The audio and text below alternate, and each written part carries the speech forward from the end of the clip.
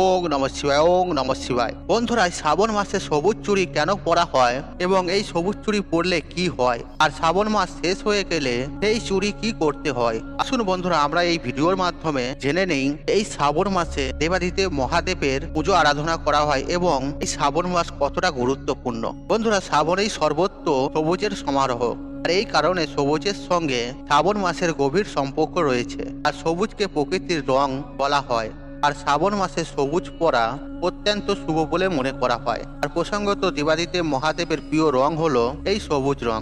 আর এই মাসে অধিকাংশ মহিলাদের সবুজ রঙের কাঁচের চুড়ি ও সবুজ রঙের পোশাক পরিধান করতে লক্ষ্য করা যায়। তবে সবুজ রঙের চুড়ি ও পোশাক পরিধান করলেও এই রঙের পোশাক ও চুড়ি পরিধান করার পিছনে কি কারণ লুকিয়ে আছে তা কিন্তু বন্ধুরা অনেকেরই অজানা। চলুন বন্ধুরা ভিডিওটি শুরু করা যাক। তবে ভিডিওটি শুরু করার আগে আপনাদের কাছে একটি ছোট্ট অনুরোধ, আপনারা ভিডিওটি স্কিপ না করে শেষ পর্যন্ত দেখুন এবং ভিডিওটি দেখে উপকৃত হলে ভিডিওতে একটি লাইক করে কমেন্টে হর হর মহাদেব অবশ্যই লিখবেন এবং ভিডিওটি যতটা পারবেন বন্ধু বান্ধব আত্মীয়জনদের সাথে শেয়ার অবশ্যই করবেন, তাতে এইরূপ ভিডিও পেয়ে তারাও উপকৃত হবেন এবং আপনাকে ধন্যবাদ জানাবেন। বন্ধুরা, আজকে আমরা জেনে নেব শ্রাবণ মাসে মহিলারা কেন সবুজ চুড়ি পরে, আর শ্রাবণ মাসে সবুজ চুড়ি এবং সবুজ পোশাক পরলে কি লাভ পাওয়া যায়, আর শ্রাবণ মাসে সবুজ চুড়ি পরার রহস্য কি, আর শ্রাবণ মাসের সঙ্গে সবুজের কি সম্পর্ক রয়েছে। চলুন বন্ধুরা জেনে নেই এই ভিডিওর মাধ্যমে। আর মহাদেবের আরাধনা ও উপাসনা করার জন্য আর হিন্দু ধর্মে শ্রাবণ মাসকে অত্যন্ত শুভ হিসেবে মানা হয়। আর এমনকি শ্রাবণ মাস মহাদেবের প্রিয় মাস বলেও প্রচলিত বিশ্বাস রয়েছে, তাই শ্রাবণকে শিবের মাসও বলা হয়। আর এই জন্য হিন্দু ধর্ম অবলম্বীদের কাছে আর শ্রাবণ মাস হলো একটি অত্যন্ত গুরুত্বপূর্ণ মাস। আর বিশ্বাস অনুযায়ী শ্রাবণ মাস সৌভাগ্য ও পূর্ণ অর্জনের জন্য শ্রেষ্ঠ ও উপযুক্ত সময়।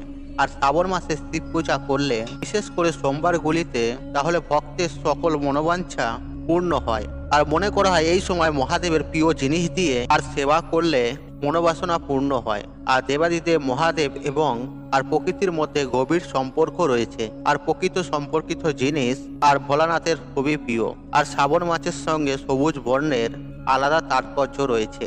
আর পুরাণ মতে শ্রাবণ মাসে মহাদেবের জন্ম মাস বলে মনে করা হয়। আর এই সময় চারিদিকে বর্ষার জলে পুষ্ট হয়ে আর প্রকৃতি হয়ে ওঠে সবুজ শস্য শ্যামলা। আর মহাদেবের আরেক নাম হলো পশুপতি। আর পশু পাখিরা যেহেতু এই প্রকৃতিতে লালিত পালিত হয়, তাই পশুদের পাশাপাশি প্রকৃতিও দেবাদিদেবের খুব কাছের, খুব প্রিয়। আর এই প্রকৃতি সতেজ ও পূর্ণ অবস্থায় সর্বদা সবুজ বর্ণ ধারণ করেন। আর সবুজ রং বিশুদ্ধতা, সতেজতা ও পবিত্র তার প্রতীক। আর মহাদেবকে প্রসন্ন করতে এবং স্বামী সন্তান ও পরিবারের মঙ্গল চেয়ে মহিলারা সবুজ বর্ণের চুড়ি ও সবুজ রঙের পোশাক পরিধান করেন। আর মনে করা হয় আর সবুজ রঙের চুড়ি পরলে স্বামী দীর্ঘজীবী হন এবং স্ত্রীর প্রতি ভালোবাসা বৃদ্ধি পায়।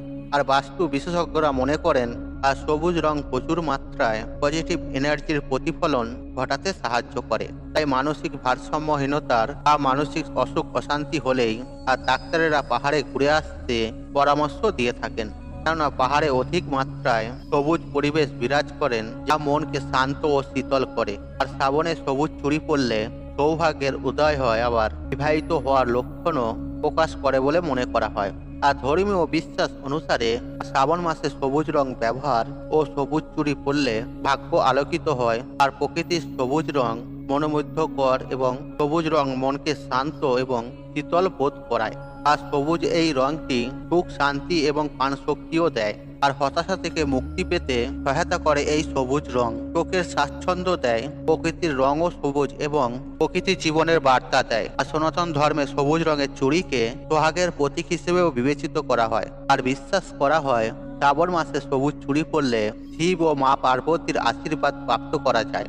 এছাড়াও এই শ্রাবণ মাসে বাবা মহাদেবের পুজো অর্চনা করলে এবং বাবা মহাদেবের মাথায় ভক্তি ভরে জল অর্পণ করলে বাবা সমস্ত মনোবাসনা পূর্ণ করে দেন এবং বিশেষ পূর্ণ ফল প্রদান করেন। তাই হিন্দু ধর্মে শ্রাবণ মাসের বিশেষ গুরুত্ব ও মাহাত্ম্য রয়েছে। তাই শ্রাবণ মাসের সঙ্গে যেহেতু সবুজের সম্পর্ক রয়েছে, তাই সবুজ ও বিশেষ গুরুত্ব রয়েছে এই শ্রাবণে। আর সবুজকে সুখ ও সমৃদ্ধির প্রতীক বলা হয়, কারণ সবুজ ছাড়া অনেক শুভ কাজ হয় না। আর সবুজ চুড়ি পরা বিশেষত উত্তর ভারতীয়, দক্ষিণ ভারতীয় মহিলাদের সৌভাগ্যের অলংকার আর সোহাগর নারীর অলংকার। বিবাহিত মহিলাদের অলংকার বা চিহ্ন। যেমন আমাদের বাঙালিদের মা বোনেদের শাঁখা সিঁদুর আলতা, তেমনি তাদেরও এটি একটি অলংকার বা বৈবাহিক চিহ্ন।